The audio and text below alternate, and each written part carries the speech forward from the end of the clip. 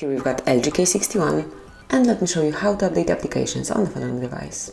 So at first, you have to open your Play Store. It is right here. Now tap on the More icon, go to My Apps and Games, and here you will notice all apps that can be updated right here under Updates Pending.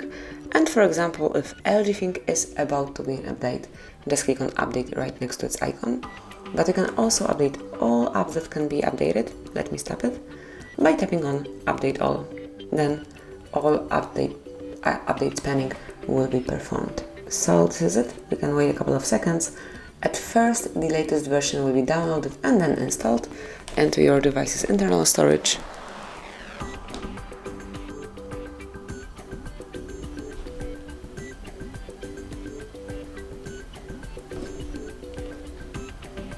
As you can see here, you've got the percentage. Meanwhile, you can use your device in a normal way and then just open your Play Store to see the progress.